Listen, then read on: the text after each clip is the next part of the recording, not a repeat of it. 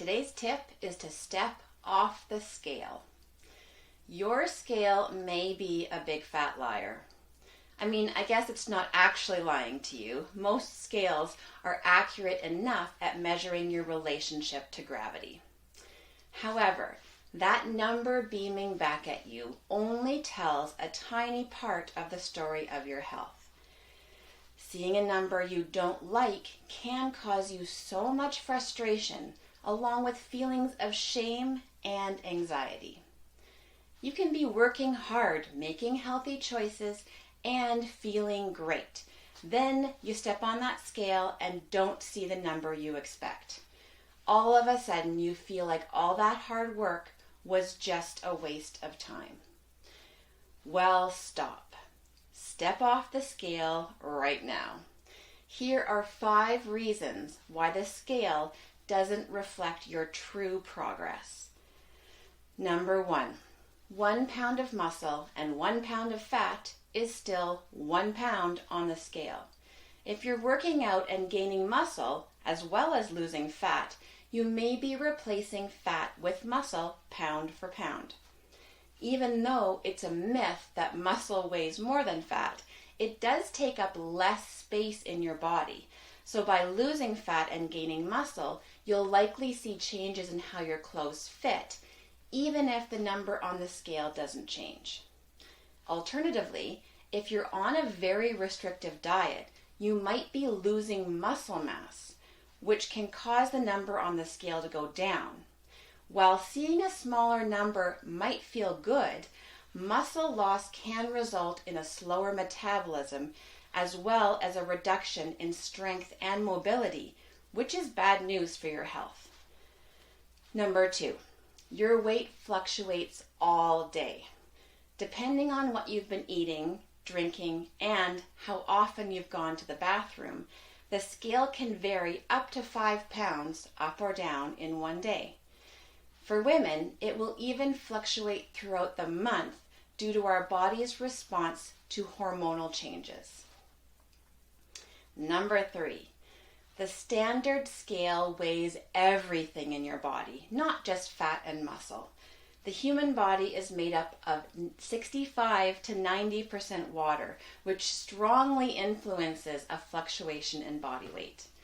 Eating carbohydrates can cause our muscles to store water, so the addition of carbs to our diet can cause an initial increase in weight, just as the elimination of carbs can cause an initial decrease in weight. Either way, the amount of fat in the body has remained the same. A change in sodium intake in the diet will also cause a change in water weight, as will an intense sweaty workout. Number 4, the scale is not a determination of overall health. It does not measure cholesterol, blood pressure, hormone levels, etc. A smaller number doesn't equal a healthier body. And number 5, that elusive ideal weight. We've all got a number in our head, a weight from college or before we got married, or we've been told that based on our height, there's a specific weight range we should fall between. We can think, if I could just lose weight and be this much, then I'd be happy. Well, I've learned in my life that seeing a smaller number on the scale is not the key to happiness. Even though we may reach that perceived ideal weight, we can often come up with other things we want to fix or improve. And if we reach that number through deprivation, it may be fleeting and hard to maintain. Now, stepping onto that scale on a regular basis can give you a sense of control, so it might be a scary thing to give up. Many people rely on the scale to confirm success or to warn them if they're sliding off track.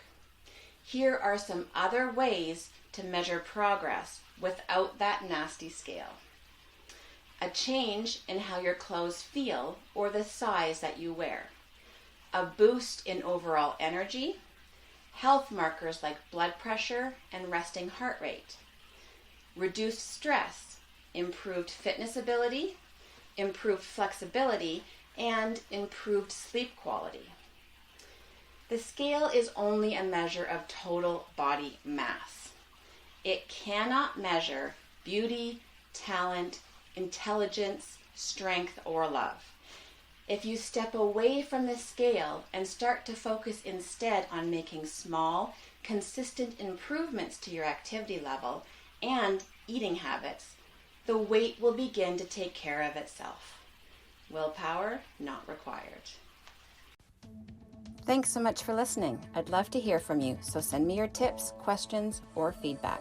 You can find me on Facebook and Instagram at Fired Up Fitness Coaching, or email me at willpowernotrequired@firedupfitness.ca. Thanks so much. I look forward to connecting with you.